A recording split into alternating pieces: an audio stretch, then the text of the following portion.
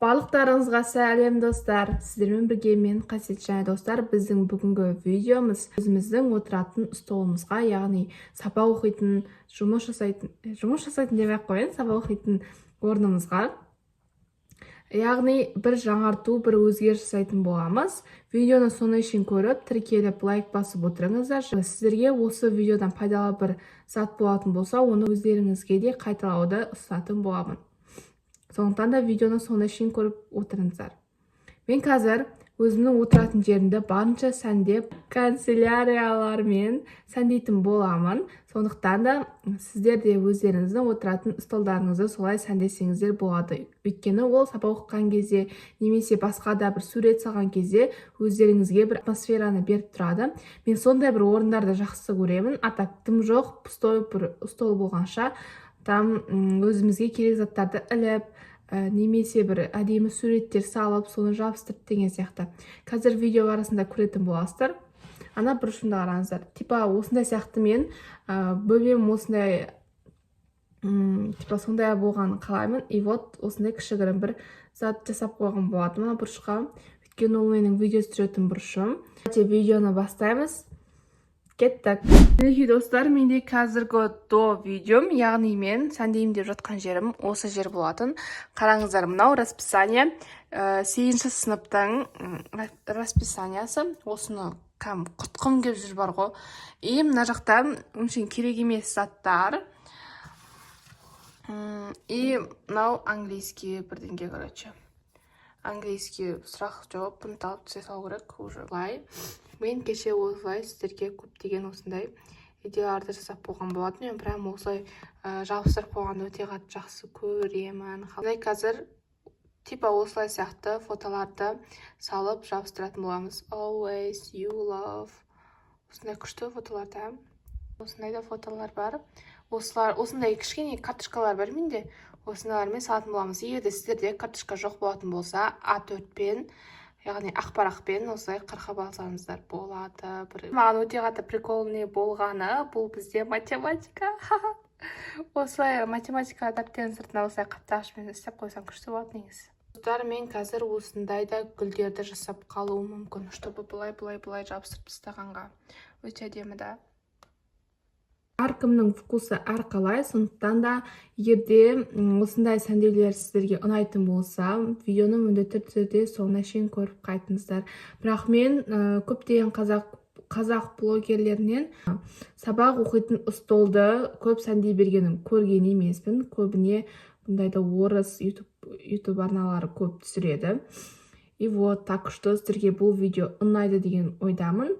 Және де менің инста парақшама тіркеліп кетіңіздер. Инстада көптеген рилстар, көптеген историялар сол жақта. Сондықтан да инстаны қалдырып кететін боламын. И біз қазір мына жақтағы керек емес заттарды алып, достар, камераны осылай ыңғайлы етіп қойып қойған болатынмын. И мен қазір барынша өзімнің идеямды да қосып, қазір мына жақты сәндейтін боламыз. Давайте бірінші сәндеместен бұрын біз отырған орнымызды, яғни мына жақты бірінші тазартып алайық.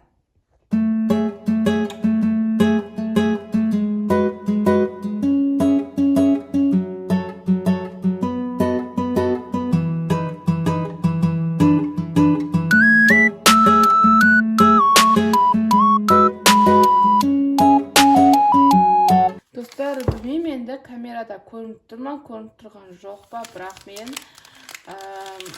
мына жақ бір түрлі қызарып, бір түрлі болып тұр. Так что соны салфеткамен еще влажный сүртетін боламын. Достар, мен мына жақты әдемілеп сүртіп, прям керек андай сүртіп, сызылып, жырылып кеткен жерлерін бәрін әдемілеп қойған болатынмын. Ал ендігі кезек менде бір сұрақ бар. Достар, мен примерно ойлап тұрмын, осындай саңырау құлақтар жасайын ба, немесе осындай гүлдер жасайын ба, осы екеуін біреуі. Егерде осылар жасайтын болсам, егерде гүлдер жасайтын болсам, мен осы 3 гүлді мына 3 жерге жабыстырамын деп ойлап жатырмын. Ал егерде саңырау құлақтар жасайтын болсам, полностью былай алып кетемін деп ойлап тұрмын. Но мен ойлап тұрмын, что осындай гүлдер лучше әдемірек бола ма деп. Сондықтан да бірінші мен осы бұрышқа гүлдерді жасағым келіп тұр.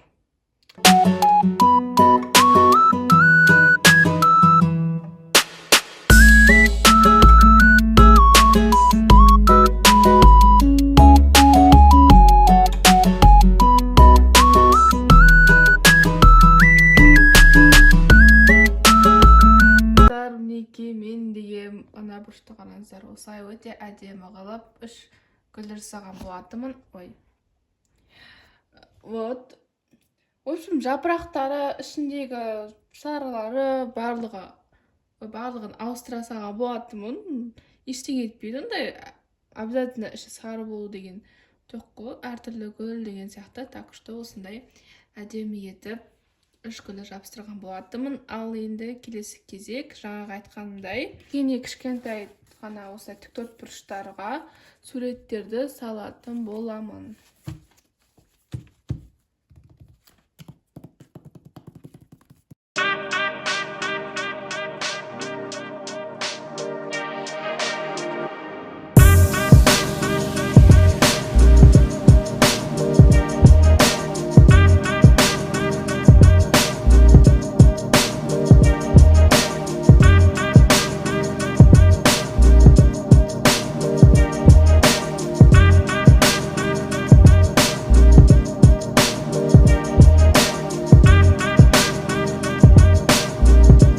Қысқасы достар, қараңыздар, мен деген өте көп осындай кішкентай суреттерді салған болатынмын. Салып, оларды қара ручкамен басқан болатынмын. Вот. Қазір енді осыларды осындай фломастерлермен бояйтын боламыз. Фломастер немесе қарандаштармен де бояуға болады.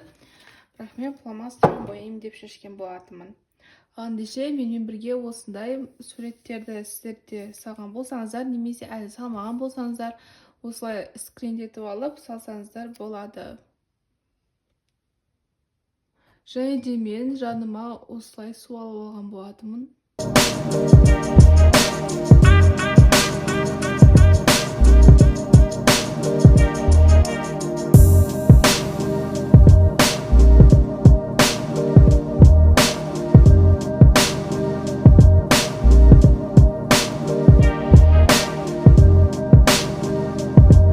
Достар, қараңыздар, менде вот осындай өте көп мини суреттер шыққан болатын. Мынау бізде золотой яблоко. Вот осындай мини суреттер шықты. Ал енді осындай мини суреттерді мен қайда жабыстырамын? Әрине де вот осы астыларына мен арнайылап орындар қалдырған болатынмын, чтобы осындай суреттерді жабыстыруға. Так что осыларды осы жақтарға қатарымен жабыстыратын боламыз.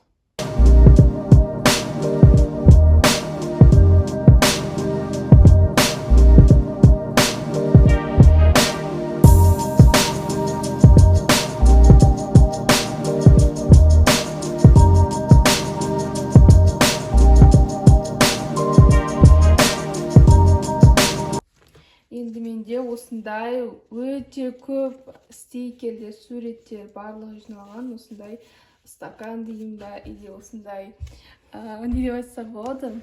Ладно, осындай бір затым бар. Давайте ашамыз. Қараңыздар, өте көп заттар бар. Прямо қашаннан бері мен жинағаным.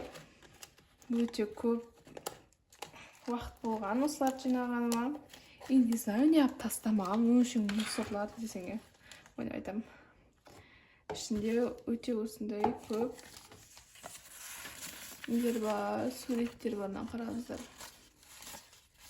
О май гад.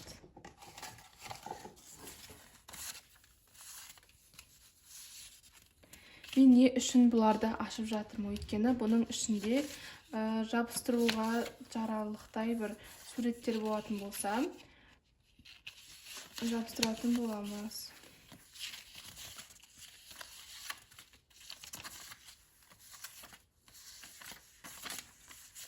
Мынаны қараңыздар.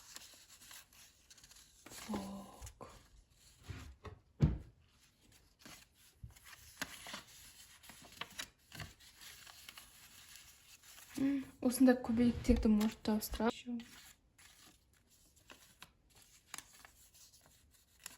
Майнкрафт.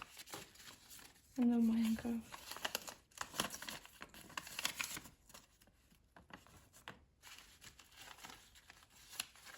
Міне Майнкрафттар табылып жатыр.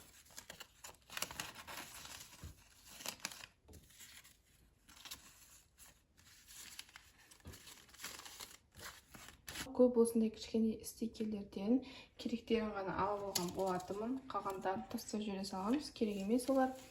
Осындай көбелектерді алдым.